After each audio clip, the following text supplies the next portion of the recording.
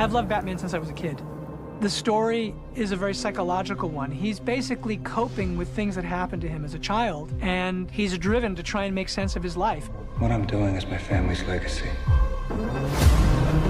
Matt didn't show me a script or anything, but just kind of said the tone, and it sounded quite radically different from anything we'd seen in Batman movies before.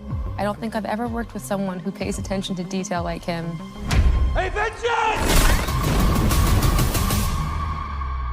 I didn't want to do an origin tale because I felt that we had seen the origin tale done more than once. I wanted him to not have figured out how to be Batman yet, and I wanted to make him the world's greatest detective. The killer left this with the Batman. Why is he writing to you? The origin is DC, Detective Comics. Just takes us back to the core of what Batman is and what Gordon is. Any of this mean anything to you? I wanted him to use that phrase that is in so many of the comics, I'm vengeance, because this is a personal mission. But there is a dark side to this idea of vengeance. Batman is very much about the psychological investigation of a character that is caught in his own moral maze. He outmatches these people because he's fighting a stranger as if they have personally harmed him. I think in a way he's imagining that these are the people who killed his parents, like every single one of them. It's not about black and white. It's not about good and evil. There's just so much in the gray. Gotham is a really, really scary place. And so all of that as a world is incredibly rich for a filmmaker. Watch it, fellas. You got the prince of the city. There is a very rich, very protected and revered history to this character of Batman and to this world of Gotham and these criminals. I think Matt has put all of himself into the script in this film. I think he's got a lot of him in there. I've got a lot of me in there, yet it's the Batman, it's the Riddler. The Batman story has endured for 80 years. He doesn't have superpowers. What he has is a super heroic drive to try to make the world better. This guy's crazy! Everyone set? Set! Yours, man. Here we go, ready, and 3, 2, 1, action!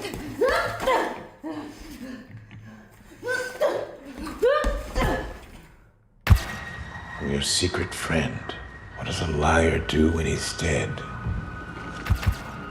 Any of this mean anything to you? I've been trying to reach you. Riddler's asking for you. Normally, Batman seems to hold all the strings. The plan is entirely his, but in this, Batman's quite often on the back foot. He's still trying to figure out exactly what Batman is. The city streets are crowded for the holiday. Even with the rain, hidden in the chaos is the element, waiting to strike like snakes. Bastard murders you and your reputation. Maybe he's not who you thought.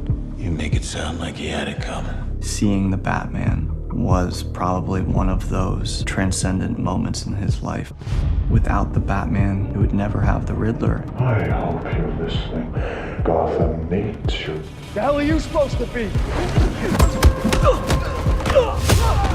The Riddler lends itself to allowing us to go back to the origins of the Batman, which is DC, it's Detective Comics. I wanted to see a Batman that was challenged by these crimes, who was a little bit in a free fall.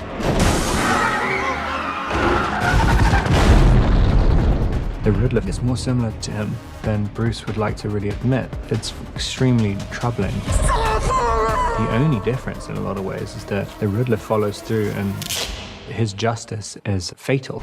I felt that this idea of putting on masks and hiding your identity for people, that the power would come from that. I'm just an instrument, here to unmask the truth. Unmask. You're part of this too. The Riddler seems to know secrets about Batman and Bruce that even Bruce didn't know. So it's a very reactive version of Batman that I don't think we usually get.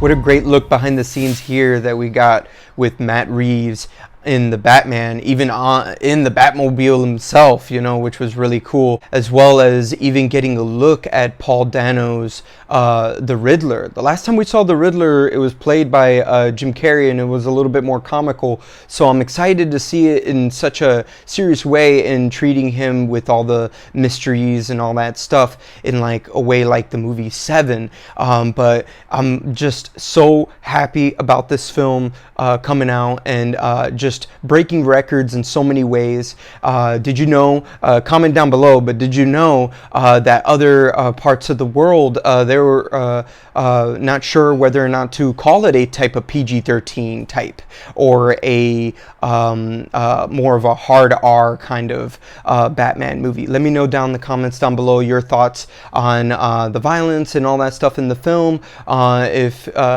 that changed anything for you or anything like that, let me know down in the comments down below. Don't forget to hit the like, subscribe, and I'll see you here next time. Later.